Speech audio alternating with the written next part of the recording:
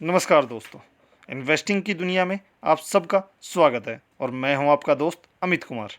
अगर अभी तक आपने इन्वेस्टिंग की दुनिया चैनल को सब्सक्राइब नहीं किया है तो चैनल को जल्दी से सब्सक्राइब कर लीजिए, नोटिफिकेशन बेल को हिट कर ऑल ज़रूर सेलेक्ट कर रख लीजिए ताकि आने वाली हर वीडियो का अपडेट आपको टाइमली मिल सके। अगर आज की वीडियो आपने अभी तक देखी नहीं है तो नीचे डिस्क्रिप्शन बॉक्स में लिंक दिया हुआ है, वहाँ पर जाकर ज़रूर देख लीजिए। यह वीडियो आपको आने वाले टाइम के लिए ज़रूर बताएगी कि कौन से सेक्टर में आपको पैसा लगाना चाहिए और किन स्टॉक्स में पैसों की ग्रोथ हो सकती है। इस वीडियो में हम बहुत सारे स्टॉक्स की बात करेंगे। शुरू करते हैं फर्स्ट कंपनी नायका से रिलेटेड। नायका आज 5% के आसपास गिरावट देखने को मिली है और इस गिरावट के पीछे जो मेन रीज़न है वो है इसका जो एंकर इन्वेस्टर्स हैं वो सेलिंग किए जा रहे हैं स्टॉक को, क्योंकि जो इसका टर्म है 1 साल का वो लॉक इन पीरियड ख़त्म हो चुका है और अभी और ज़्यादा सेलिंग हो सकती है। बड़े बड़े इन्वेस्टर्स इससे पैसा अपना निकाल सकते हैं, तो इस वजह से अच्छी खासी गिरावट देखने को मिल रही है। आज भी 4% के आसपास गिरावट देखने को मिली, जो एक महीने में 8% के आसपास गिरावट देखने को मिल रही है। कंपनी को ज़्यादा पुराना लिस्टेड नहीं है, 1 साल के आसपास ही लिस्टेड है और जब से लिस्टेड हुई है कंपनी का शेयर प्राइस आपको 50% के आसपास गिरावट देखने को मिल रही होगी। लेकिन इस जो ये एक आपको ऊपर सार्फ दिख रहा है, इससे बिल्कुल भी घबराने की ज़रूरत नहीं है। कंपनी ने बोनस इशू किया था 5:1 के रेश में, इसलिए ये अभी इस पर चार्ट सही ढंग से आया नहीं है। चार्ट थोड़े दिनों में सही हो जाएगा। और अगर हम बात करें कि आज के दिन जो गिरावट की वजह थी, वो गिरावट की वजह थी कि कंपनी में जो 335 करोड़ के नायका के शेयर्स की जो बिक्री हुई है वो है लाइट हाउस, जो इनके एक इन्वेस्टर थे लाइट हाउस, उन्होंने शेयर प्राइस की बिक्री की है। और जो किस पे बिक्री करना बड़ी बात नहीं है, क्योंकि जब सेल किए हैं तो किसी ने बाई भी किए होंगे, लेकिन बाई किस प्राइस पर किए हैं वो सबसे मेन बात होती है। ब्लॉक डील किस प्राइस पर हुई है, तो प्राइस मैटर करता है। जो ब्लॉक डील हुई थी वो 180 के बेस प्राइस पर ब्लॉक डील हुई थी, उस वजह से कंपनी में आज गिरावट देखने को मिल रही है। और जो इनके 335 करोड़ रुपए की सेलिंग होने के कारण आज एक और सबसे बड़ा जो मेन चीज़ थी वो इनके फाइनेंशियल जो ऑफिसर हैं, चीफ फाइनेंशियल ऑफिसर, इन्होंने भी अपना रिज़ाइन दिया है, अरविंद अग्रवाल ने। तो दोनों न्यूज़ थोड़ा नेगेटिवली इफेक्ट किए हैं और इस वजह से आज के दिन 5% के आसपास की गिरावट देखने को मिली है। इससे पहले भी 2 दिन पहले ही नायका में एक ब्लॉक डील हुई थी, लेकिन उसका बेस प्राइस जो था वो उस टाइम बिल्कुल सही था, 188 के आसपास ब्लॉक डील हुई थी और उस समय करंट प्राइस 188 का ही चल रहा था। उस वजह से कुछ ज़्यादा गिरावट नहीं देखी गई। तो जो ब्लॉक डील होती हैं वो बड़ी बात नहीं है कि किसी ने सेलिंग की है या किसी ने बाई किया है, मेन बात होती है किस प्राइस पर ब्लॉक डील को कंडक्ट किया गया है, तो ब्लॉक डील किस प्राइस पर हुई है। इस वजह से जो मेन चीज़ है 174 पर अभी ट्रेड प्राइस चल रहा है। और अगर एक महीने से आप चार्ट पैटर्न देखें तो बिल्कुल इसी तरीके से अप एंड डाउन मूव आ रहे हैं, अप और डाउन। तो इस कंपनी से अभी ज़्यादा लॉन्ग टर्म के लिए इन्वेस्टमेंट पर्पज़ के लिए अभी अच्छी नहीं है। कंपनी अभी भी लॉस में ही चल रही है, लेकिन अगर आपको बिजनेस पर विश्वास है कि जो लॉस रिकवर कर कंपनी आने वाले टाइम में प्रॉफिट पर आ जाएगी, तो उस हिसाब से अगर आपको एंट्री लेनी है तो आप ले सकते हैं। ये प्राइस भी ठीक ठाक है नायका के लिए, लेकिन अभी भी वैल्यूएशन की बात की जाए तो हाई वैल्यूएशन देखने को मिलेगा, जो आपको 1000 का पी चलता हुआ देखने को मिल रहा है। उस वजह से कंपनी में ज़्यादातर अभी सेलिंग देखने को मिल रही है। Company IEX Indian energy exchange, जो भी 141 पर ट्रेड कर रहा है और आज के दिन 2.5% के आसपास गिरावट देखने को मिली।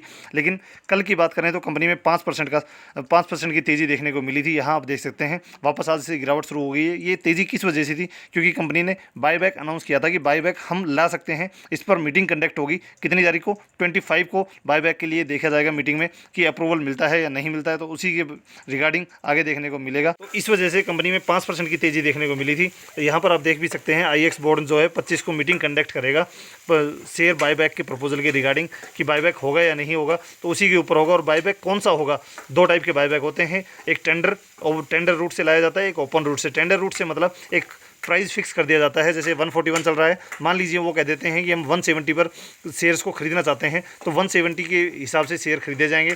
लेकिन अगर ओपन रूट बताया गया तो ओपन रूट में ज़्यादा फर्क नहीं पड़ता है कि कंपनी क्योंकि मार्केट प्राइस से ही शेयर्स को उठाती है। तो देखते हैं अगर टेंडर रूट हुआ तो फिर भी वो खुशी की बात हो सकती है शेयर होल्डर्स के लिए, और अगर ओपन रूट हुआ तो कोई ज़्यादा पॉजिटिविटी देखने को नहीं मिलेगी शेयर प्राइस में। और वैसे भी बायबैक के कारण आपने शेयर को किसी भी शेयर में एंट्री वगैरह नहीं लेनी है।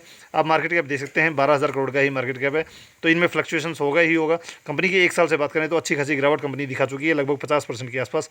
लेकिन लॉन्ग टर्म में कंपनी की कहानी बदल जाती है, 174% के रिटर्न्स बनाए हैं।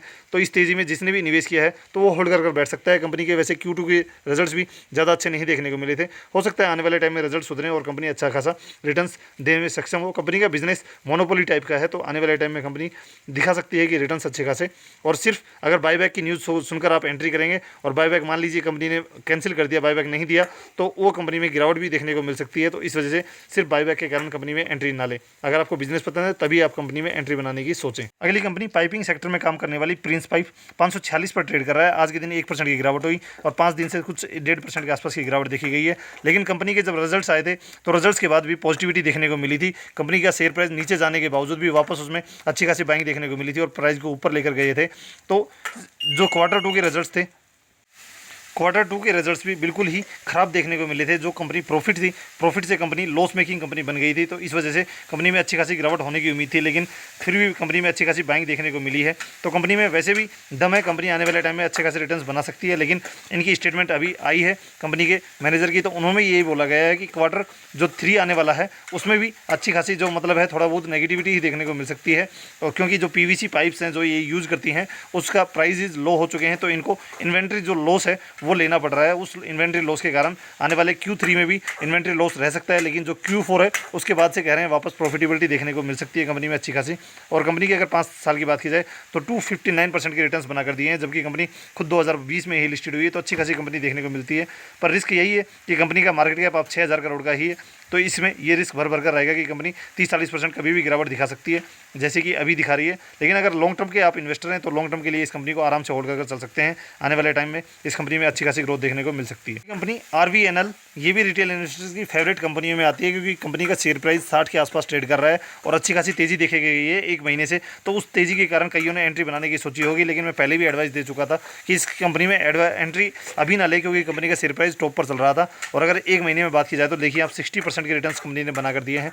वैसे कंपनी का बिजनेस बेकार नहीं है, कंपनी का बिजनेस अच्छा ही है, लेकिन बिल्कुल कंसोलिडेटेड फेज में चल रही थी कंपनी। अचानक से तेजी देखने को मिली है, क्योंकि जो IRCTC है और इंडियन रेलवे है, इन्होंने अभी कैपेक्स रिलीज़ किया है कि आने वाले टाइम में कंपनी पर 18,000 करोड़ जो रेलवे इंफ्रास्ट्रक्चर पर खर्चा होने वाला है। तो ये भी इंफ्रास्ट्रक्चर की कंपनी है, तो इसको भी अच्छे खासे ऑर्डर देखने को मिल सकते हैं। अगर इसका लॉन्ग टर्म का चार्ट पैटर्न देखा जाए तो 193% के रिटर्न्स बनाकर दिए हैं जब से ये कंपनी आई है 2019 से। तो अच्छी खासी कंपनी ने प्रूव किया है कि कंपनी आने वाले टाइम में अच्छा ही रिजल्ट दे सकती है। लेकिन कभी भी टॉप पर एंट्री नहीं बनानी होती है। कंपनी में जब तेजी आएगी वापस गिरावट देखने को मिली, फिर तेजी फिर गिरावट, तो ये हर टाइम आना है। अगर आपको कंपनी का बिजनेस अच्छा लगता है तो थोड़ा इसको ठहरने दीजिए, कंसोलिडेटेड फेज में आने दीजिए, उसके बाद ही इस कंपनी को स्टडी कर एंट्री करने की सोचें। कंपनी का मार्केट कैप 12,000 करोड़ का ही है, तो इस रिस्क इसमें भी इन्वॉल्व रहेगा। ऊपर से गवर्नमेंट कंपनी है तो थोड़ा रिस्क जरूर रहेगा, लेकिन अगर फिर भी आपको इस शेयर प्राइस में अगर कोई कंपनी चाहिए तो ये कंपनी बढ़िया कंपनी है लॉन्ग टर्म के लिए, इसको भी होल्ड कर सकते हैं। कहानी आपको IRFC में भी देखने को मिलेगी। ये रेलवे को फाइनेंस करने वाली कंपनी है और 28 पर इसका शेयर प्राइस ट्रेड कर रहा है। तो इसमें भी आप देख सकते हैं तो 1 महीने में अच्छी खासी तेजी देखने को मिलेगी। लगभग 33% की एक तरफा तेजी देखने को मिल रही है। तो ये ऐसा ही है, क्योंकि जब पहले कहा जाता है ना कि बीज बोया जाता है, तो बीज बोने के बाद ही उसको वेट करना पड़ेगा। जब फल और आपको छाया दोनों चाहिए तो उसके लिए आपको 10-10 साल वेट करना पड़ता है। इसी तरीके से इन कंपनियों में भी जब आपने एंट्री बना ली है, कंपनी का बिजनेस आपको पसंद आया है, तो उसके बाद आपको वेट करना ही पड़ेगा। मार्केट है 250 दिन मार्केट चलता है, तो उसमें से ये समझ लीजिए 230 दिन आपके लिए नेगेटिव रहेंगे, आपकी कंपनी के लिए नेगेटिव रहेंगे। लेकिन जब 20 दिन कंपनी चलेगी तो उस दिन में ही आपको नेगेटिव से पॉजिटिव में कन्वर्ट करके दे देगी, लेकिन उसके लिए होल्ड करना बहुत ज़रूरी है। कंपनी का आप मैक्सिमम चार्ट पैटर्न देखेंगे तो भी कंपनी 2021 में ही लिस्टेड हुई है और कंपनी का ज़्यादा कुछ तेज़ी देखने को नहीं मिली थी। ये अभी आकर कंसोलिडेटेड फेज से एकदम तेज़ी देखने को मिली है, तो इसके कारण एंट्री बनाने की ना सोचे। इसमें भी सेम RVNL की तरह गिरावट जरूर आएगी, लेकिन टाइम लगता है। गिरावट आने के बाद ही कंपनी में एंट्री लेने की सोचें। बिजनेस अगर आपको अच्छा लगे तभी इन कंपनी में एंट्री लें। मार्केट कैप देख सकते हैं 37,000 करोड़ का है, ठीक ठाक है। तो इस कंपनी में भी आगे के लिए लॉन्ग टर्म के लिए होल्ड कर सकते हैं, अगर इतने सस्ते शेयर प्राइस में आपको देखने को मिलता है। लेकिन ज़्यादा क्वांटिटी ना लेने की सोचें, क्योंकि कंपनी थोड़ी स्लो चलने में चल सकती है, क्योंकि एक तो ऊपर से सरकारी कंपनी है, तो इनमें थोड़ा रूल एंड रेगुलेशन इसी टाइप के मिलते हैं।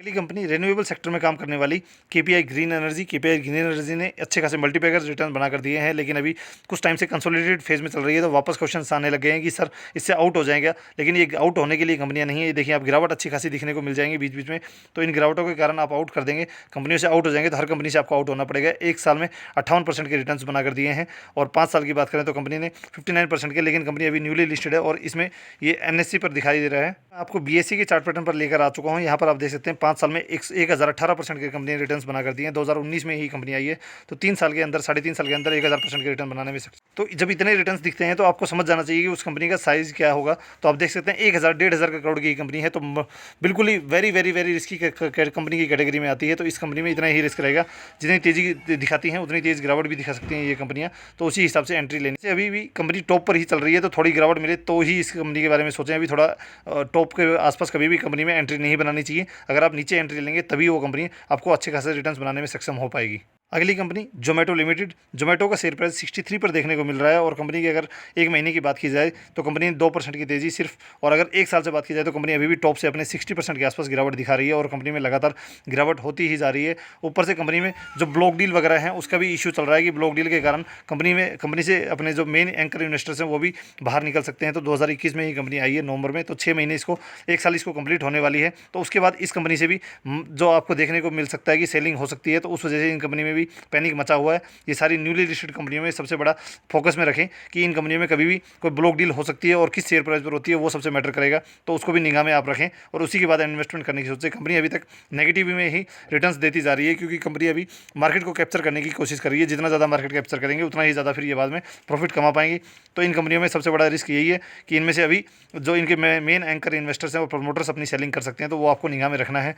ऊपर से कंपनी की बात की जाए तो कंपनी ने अभी कहा भी था कि वो कंपनी से कुछ जो इनके एम्प्लॉयज़ हैं उनको ले ऑफ करने वाले हैं, मतलब कि कंपनी से कुछ एम्प्लॉयज़ को बाहर निकाला जाने वाला है क्योंकि जो थोड़ा इन्फ्लेशन वगैरह का कारण है और जो सैलरी के इशू के कारण कंपनी थोड़ा अभी बाहर निकालने की सोच रही है शेयर होल्डर्स को। तो आने वाले टाइम में इस कंपनी को भी फोकस में बना। अगली कंपनी एक मोनोपोली टाइप का बिजनेस करने वाली कैम्स लिमिटेड। कैम्स की बात करें तो कैम्स का शेयर प्राइस अभी 2278 पर ट्रेड कर रहा है, लेकिन अगर गिरावट की बात की जाए तो कंपनी 5 दिन में भी अच्छी खासी गिरावट दिखा चुकी है। तो इस गिरावट के कारण अगर आप अच्छी अच्छी कंपनी से निवेश करेंगे, एक महीने में देखिए 14% की गिरावट, और अगर एक साल की बात करें तो कंपनी अच्छी खासी टॉप से गिरी हुई है, 25% की गिरावट दिखा रही है। और अगर 5 साल की बात करें तो कहानी अलग हो जाती है, 62% के रिटर्न, जबकि कंपनी खुद ही 2020 में लिस्टेड हुई है। तो 62% not a bad returns. Company अभी भी टॉप से गिरावट दिखाने के बावजूद इतने अच्छे, मतलब जो भी 40% के आसपास गिरावट दिखा रही है।